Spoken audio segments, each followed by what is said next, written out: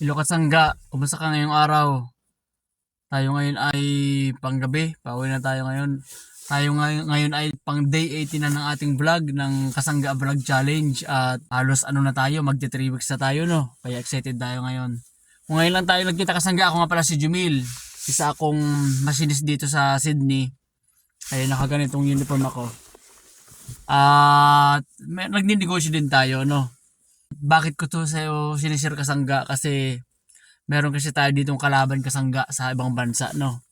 Sa ibang bansa kasangga, ang kalaban natin dito, yung kahirapan ng ating sitwasyon, no? Hindi lahat naman ay pag sinabing abroad, pag nasa ibang bansa ka, alwan ang buhay. Karamihan sa atin ay talagang puspusan sa pagtatrabaho dahil kung hindi tayo magtatrabaho dito, ang ating bayarin ay dire-diretso. Weekly ang ating bayaran dito kaya hindi ka pwedeng pabanjing-banjing lang, no? At yun yung ating kaharapan ng ating sitwasyon dito sa ibang bansa. Hindi tayo pwedeng mag-relax. Naniniwala ako kasangga na para makaalis tayo sa ganung klaseng sitwasyon kasangga ng ating kalaban ditong ganung klaseng sitwasyon. Pinaniniwalaan ko kasangga mismo na personal na ang pagninegosyo dito sa ibang bansa ang ating solusyon para makaalis sa sitwasyon na yun. Opo, yung pagninegosyo, oo, hindi madaling magnegosyo sa ibang bansa, lalong-lalo dito sa Australia, hindi madali, pero possible at doable, no? At yun yung aking nakikitang paraan para tayong mga nandito sa ibang bansa ay umasenso din. Umasenso sa mga gustong gawin sa buhay, no? At yun yung pagninegosyo ang aking nakikitang way na galing sa pagiging empleyado at transition papunta sa pagninegosyo, no? Yun yung aking pinaniniwalaan na magiging way para umasenso tayo dito sa ibang bansa. At kung naniniwala ka rin dun kasangga sa pinaniniwalaan ko na yon, sama-sama tayo kasangga, samahan mo ako at sama-sama nating lutasin at pagtulungan yung ganung klaseng pinaniniwalaan na sa pagninegosyo, dun tayo asenso dito. At kaya ini-invite kita kasangga sa Facebook group na ating ginawa sa KAUPE. Yun ay samahan ng mga Pilipino na malalakas ang loob. At kahit tayo ay maraming sinusubukan at minsan pumapalpak, hindi tayo susuko kasangga, di ba? Kaya join ka na doon kasangga at marami tayong gagawin in the future. Kaya kung ma-miss mo yung ating gagawin doon ay sayang naman, no? Kaya inaanyayahan kita doon kasangga. Kasi kasangga, naniniwala ako kasangga na basta may malaking pangarap ka, alam kong kasangga kita dahil isa ka sa mga entrepreneurs kasangga eh. Ang KAUP kasi ay kasangga ako, United Pinoy Entrepreneurs. Kahit wala kang negosyo ngayon kasangga, yung entrepreneurs, hindi ibig sabihin may negosyo, hindi. Ang entrepreneurs kasangga ay yung mga tao na nakakakita ng problema at alam nila kung paano ito solusyonan. At talagang ina-actionan nila ito kasangga. At ikaw kasangga, alam ko na kaagad na basta nandito ka sa ibang bansa, ay isa kang entrepreneurs. Bakit? Kasi nakakita ka ng problema eh. At isa yun sa mga dahilan mo kung bakit ka nandito sa ibang bansa. Dahil sinusolusyonan mo yung problema na yung kasangga. At pinaniniwalaan ko kasangga na isa ka sa mga entrepreneurs kasangga. Dahil isa ka na kaagad sa may malaking pangarap eh. Kaya join ka nun kasangga sa ating kasangga ako sa KAUPE, no? Sa ating Facebook group. At hanapin nyo lang dahil marami tayong pagtatrabahuan in the future. At kung hindi ka pa rin pala kasangga nakakapag-follow, please naman, yung isang follow mo kasangga ay pakahang halagang bagay sa akin yan. At ngayon palang kasangga, thank you na kaagad. Nagpapasalamat ako sa isang follow mo kasangga dahil kailangan nating umangat yung ating mga pagko-content, no? Dahil naniniwala kasi ako na once yung pino-content mo valuable at marami ding tayong kahit papaano ay nasi-share na ating mga experience at na ating mga sinishare na mga knowledge, no? Naniniwala ako na may nangangailangan at may nangangailangan yan. Kaya kailangan nating ma-reach din yung iba. At yung isang follow mo kasangga, napaka-importante sa akin yan dahil maano din ang Facebook na kahit papaano ay dumadami din yung followers natin. At isa yung way para sumabog din yung ating mga binablog, no? Yun lang kasangga, thank you na kaagad. Maraming salamat. Yun na kaagad ang ating Yun lang, tara, uwi na tayo dahil panggabi tayo ngayon. Anong oras na dito? Panggabi kasi ako kaya puyat na rin. Tara sabay kasangga.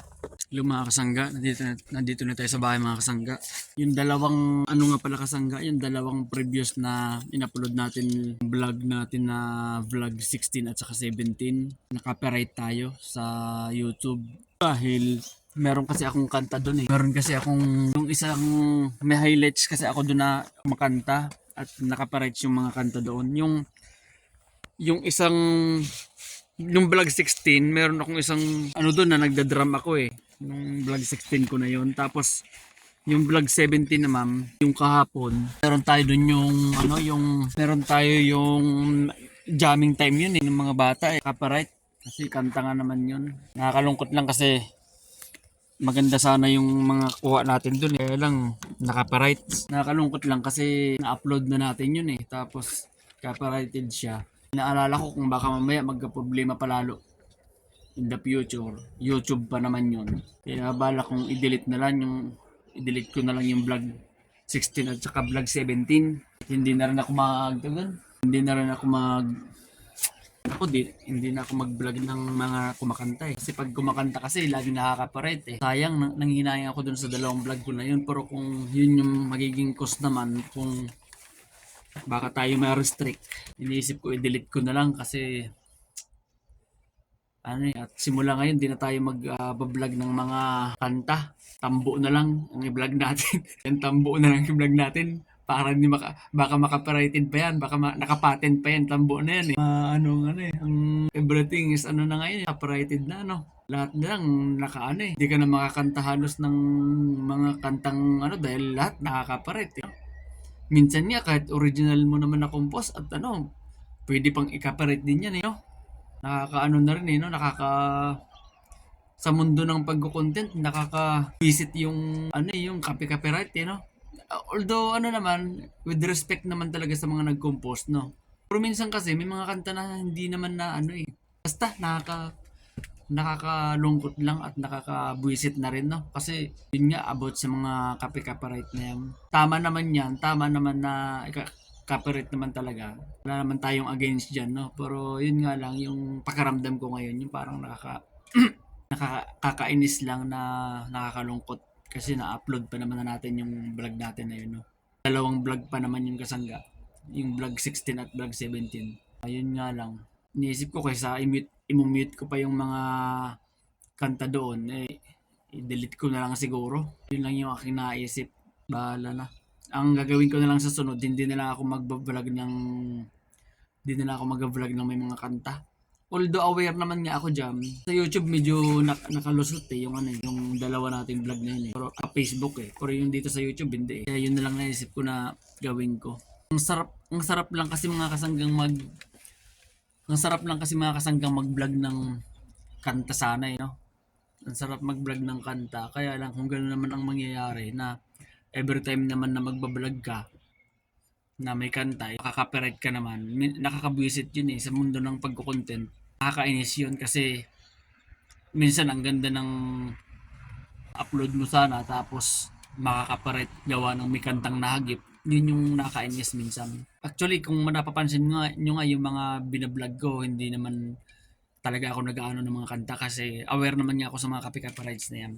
Pero yun nga, sinubukan nating mag-content na kumakanta, nag-play tayo ng instrument, pero yun nga, yun talaga ang issue eh. Copyrighted talaga eh, nakakalungkot lang yung ganong experience. Lalo na kung nag-content ka rin at naranasan mo yung ganitong feeling, malulungkot ka rin talaga at medyo mainis din gawa ng ganun nga. Yun lang mga kasangga, yun ang araw natin ngayon. Samahan nyo ako sa ngayon sa day 18, samahan nyo kami sa activity ngayong araw. Kung ano ma'am, matutulog muna tayo. O kain muna siguro. Konti bago matulog. Yun lang kasangga. I-delete ko na lang siguro yung vlog natin ng 16 or 17 kung hindi ko mamamute yung ibang part. Ganun na lang. Kasi ito kasi kasanggang pag-vlog natin, hindi natin to kinatsambahan. Ibig sabihin, hindi natin to sineseryoso talaga natin to dahil may ginagawa tayong mission eh. At hindi to dahil lang gusto nating magpasikat o Kung pagkapasikat lang naman kasangga sikat na tayo. Pagkapasikat lang naman kasangga, di natin kailangan mag-vlog para sumikat, di ba? Kaya lang, nagkabalag tayo dahil may ginagawa tayong may sinusolusyonan tayo kasangga. Kaya sineseryoso ko talaga to. At kasama na to sa aking buhay yung pagbablog. Dahil kung pagkapasikat lang naman kasangga, di natin kailangan madaling magpasikat, no? Pero hindi kasi yun yung ating mission no? Yung pag-vlog natin ay tayo, may purpose tayo at may sinusolusyonan tayo. Kaya sineseryoso ko to.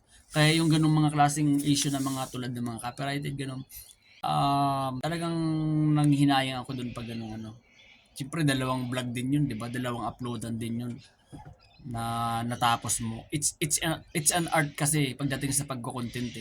Kaya para kang nag-drawing na itatapon mo na lang o i-scratch mo dahil nga may sablay o may mali dun sa drawing mo. Ganun yung klase ng pagka-content mga kasangga pag ganyang nakaparited ka.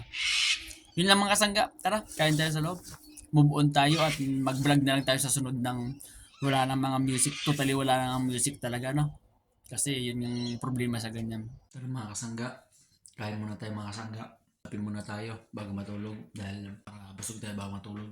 Inaisipan ko pala i-edit ko yung vlog ko na 16 at 17 at tatanggalin ko yung may kanta. Medyo kakat ko yung mga kanta para hindi maka-copyright na. At i-re-upload ko ulit siya. Yun lang yung naisip ko sa ngayon na way para hindi pa rin ma-delete yung vlog. Yung dalawang vlog na yun. Sayang kasi edit ko na muna siya ngayon. Ikat ko yung mga may kanta tapos upload ko ulit siya sa YouTube sa Facebook. Para hindi naman sayang. Pero mga kasangga, kain tayo mga kasangga. Ilang mga kasangga, nagising ng mga kasangga si Kuni. Magang nagising mga kasangga si Kuni dahil nag-sleep. Did you sleep early last night, baby po? Did you sleep early po? Kaya pala gising na ko. Mga 7 o'clock pa lang dito kasangga, Pero si Kuni ay gising na dahil maaga siyang nag-gising. Do you still have wheezing sound last night, baby po? No, No more? Really? I prayed for myself. Did you pray to Papa Jesus po? Did you say thank you to Papa Jesus because magaling na ikaw? Did you po? Nag-pray pala ikaw? Good job naman yun. Dahil nag-pray kay Papa Jesus at magaling na si Kunil namin. What do you want to eat po? What do you want to eat for your breakfast? I want to eat. What do you want to eat po? Kiss mo muna pala si Pupi. Di mo pa kinikiss si Pupi. Gabi. What do you want to eat po? What do you want to eat? Is there cereal? Probably there is. Let's find cereal. Mag-fly kiss muna sa mga kasangga. Grabe, nag-fly kiss yun. Yung mga kasangga, gising na si Kuni. Mag-cereal daw siya. Mga kasangga, nagising tayo ng mag-alauna na. Kain muna tayo mga kasangga. Nagluto si Katin ng ng turkey telling. What is your ulam, baby po? Eggplant. Eggplant. Turkey telling. Best in the world. Telling. With soup. At tayo mga kasangga, nagtortang talong si Kati. Nag-13 telling. Tayo mga kasangga. Ilong mga kasangga. Nagbe-bake si Kati ng muffins. Yan, ano yan? Blueberry. Tapos ito yung kanyang binibake dito na muffins. Muffins. Ayun blueberry daw yan ang kanyang flavor. Namnamuin. Best in the world. Habang kami nga ay nagbibideo ng muffins, meron ditong burangit. Oh no! Burangit dito. Why are you haba to Pupi? No. Why are you haba? No. Naghahaba kay Pupi. You're haba.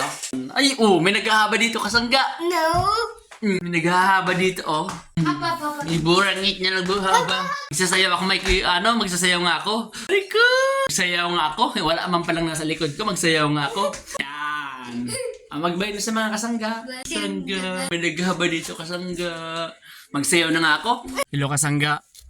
Alis muna tayo kasangga at papunta tayo sa sa site ng meron kasi nagpapakot sa atin sa lawn mowing, sa gardening, at pupunta tayo ngayon doon para makita natin yung site at mabigyan natin ng quotation, no? Alis muna tayo, tara. At naghihintay na siguro doon. Tara, let's. Connell, what do you want to say to our kasangga po? What do you want to say po? Sa kasangga natin. Stay healthy and subscribe to this channel and stay strong po. Yun ang kasangga. Marami tayong alalay ngayon sa pagpunta.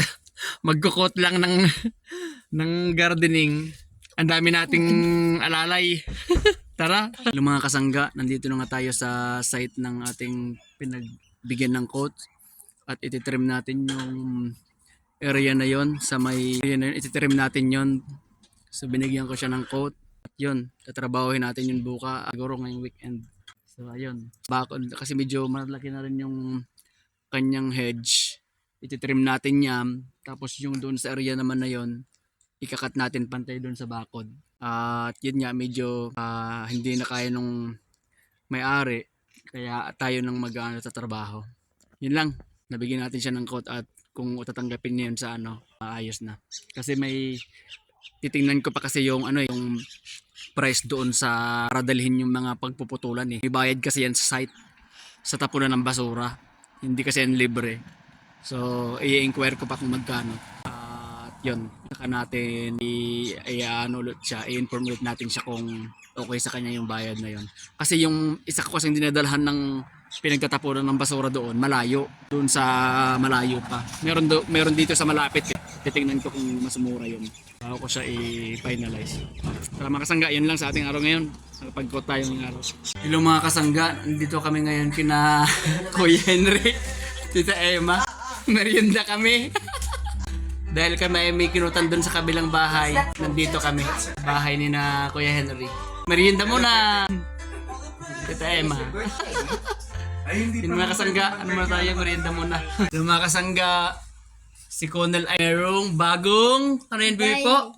Ano pa? Violin. Violin! Who gave you that one po? The Henry. Tito Henry? Yayab ka naman ni Tito Henry at binigyan ka ng violin, no?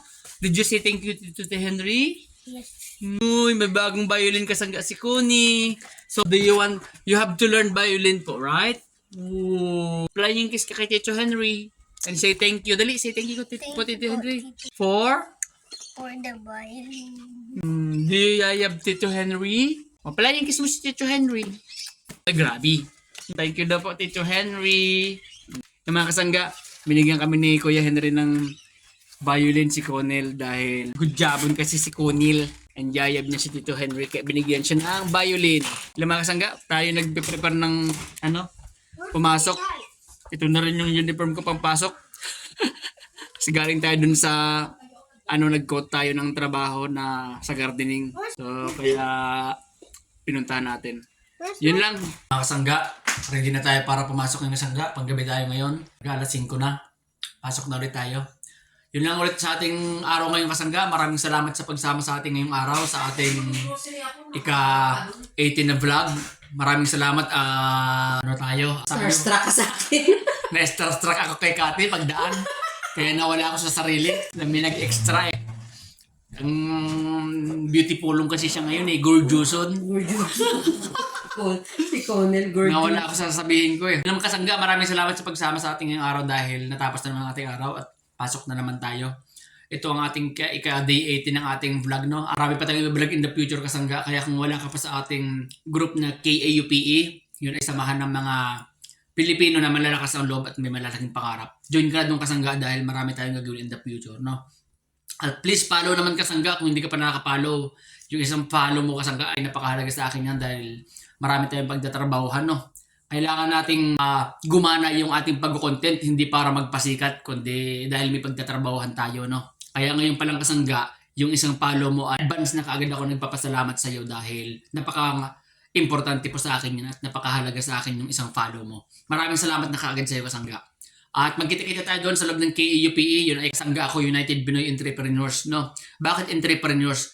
Kahit wala kang kasangga ngayon na negosyo, doesn't mean na hindi ka entrepreneurs. Kasi ang ibig sabihin ng entrepreneurs ay yung mga taong nakakita ng problema at sinusolusyonan nila ito sa kaya nilang gawin, no?